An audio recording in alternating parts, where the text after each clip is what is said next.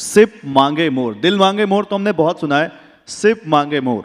और सिप क्यों ज्यादा लोग मांग रहे हैं और सिप के जरिए क्यों ज्यादा मांग रहे हैं, हम इस पर बात करेंगे। क्यों शुभम? जी बिल्कुल।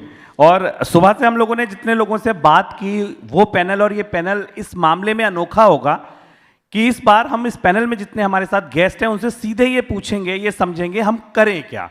सुबह से समझ लिया कंपाउंडिंग करनी है, पैसा कमाना ज़्यादा है, खर्च कम करना है, बचाना है, निवेश करना है, लेकिन जो उलझने निवेशक फेस कर रहे हैं हम सीधे उन पर बात करेंगे और कोशिश करेंगे आसान भाषा में आपके कठिन सवालों के जवाब दिलाएं। और हमारे साथ जो हैं इस वक्त पैनल में, आज जैसा कि प्रियंका ने आपको बताया, मैं विराज आपसे शुरू करूंगा।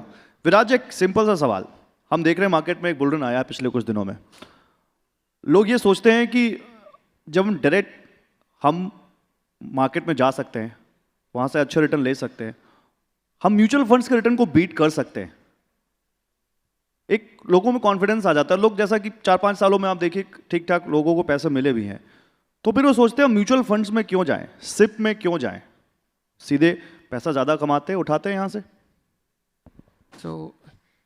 मुझे आदत है आंसर स्टोरीज में देने के लिए, इफ़ यू अलाउ मी।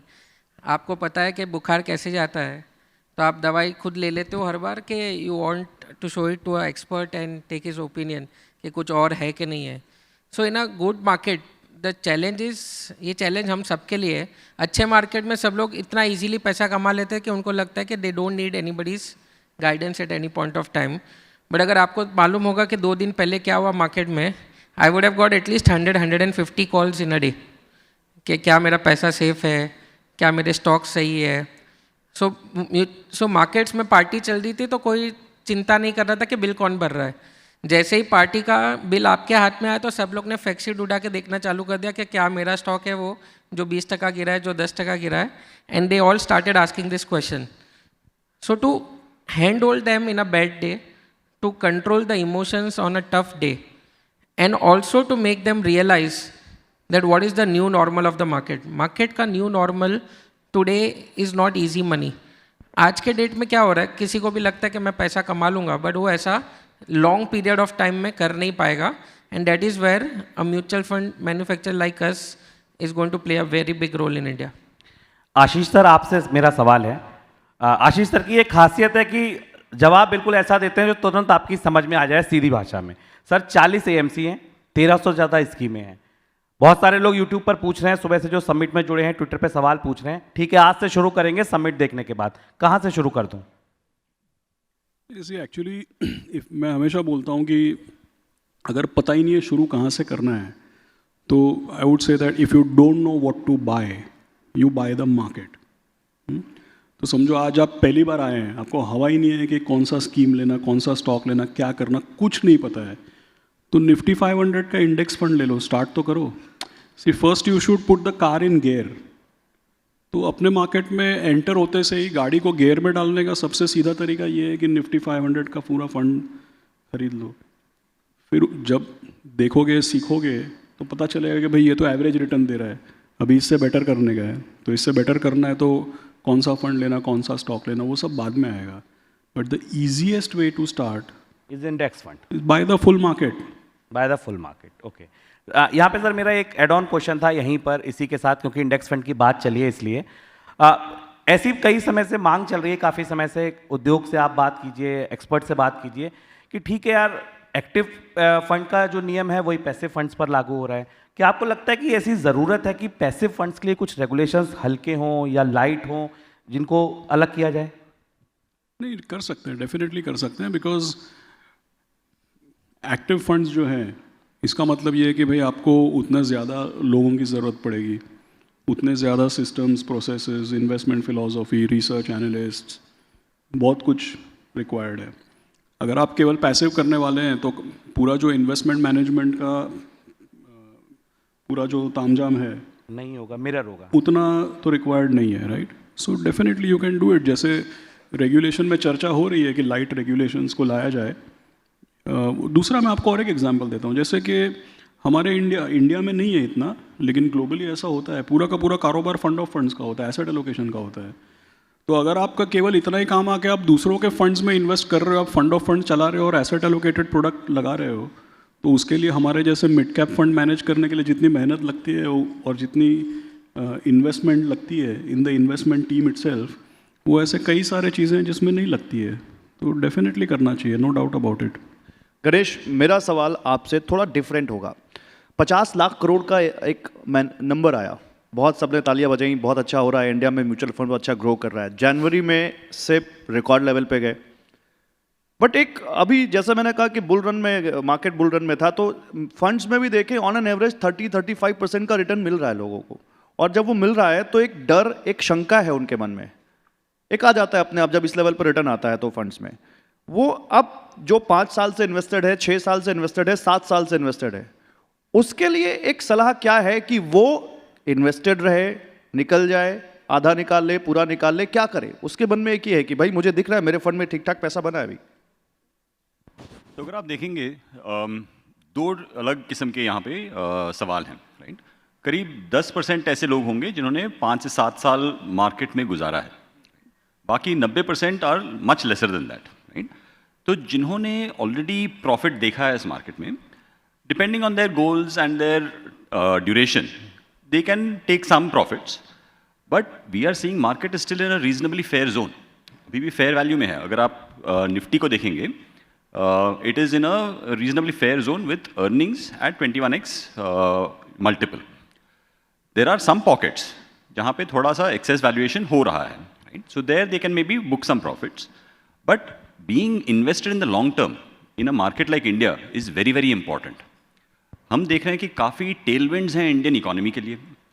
अगर आप देखेंगे कि all of the effort that has gone in terms of GST, UPI, financial infrastructure, या अगर आप देखेंगे कि even RERA, what has happening in terms of the development on ONDC, OCEN, ये काफ़ी सारे डेवलपमेंट्स और डेमोग्राफिक डिविडेंड भी हमारे हित में हैं।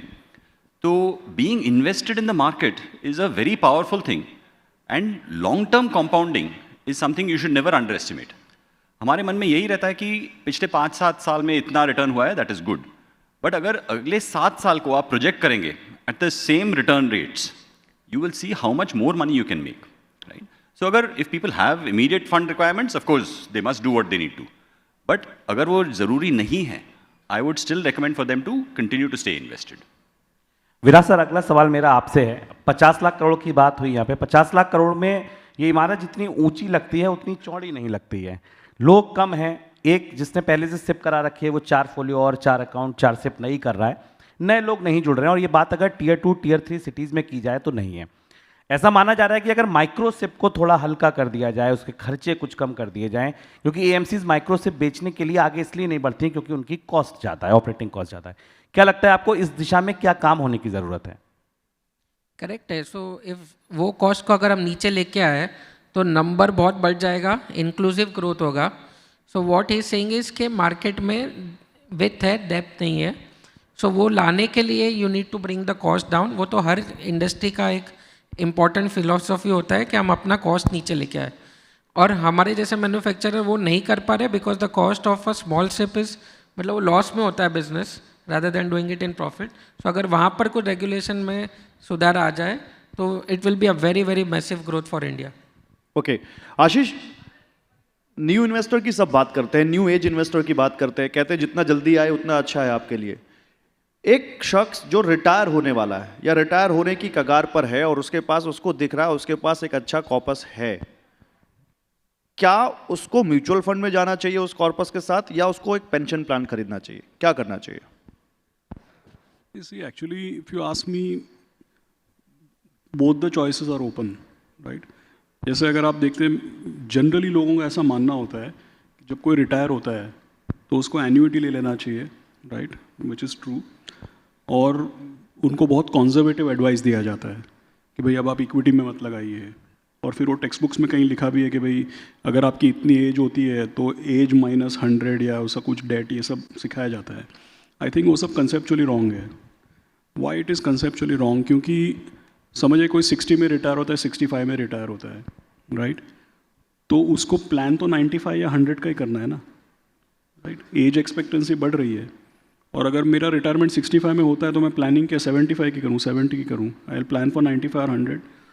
So even after you retire पैसा तो ग्रो होना ही चाहिए, करेक्ट. सो हर एक को अपना अपना मतलब कितने पैसा मंथली सस्टेनेंस के लिए रिक्वायर्ड है उसका आप एन्युइटी लीजिए, वो सब ठीक है. लेकिन काफ़ी सारा पैसा ऐसा भी होता है लोगों का, या इवन आफ्टर रिटायरमेंट पैसे को ग्रो करना बहुत ज़रूरी होता है, करेक्ट.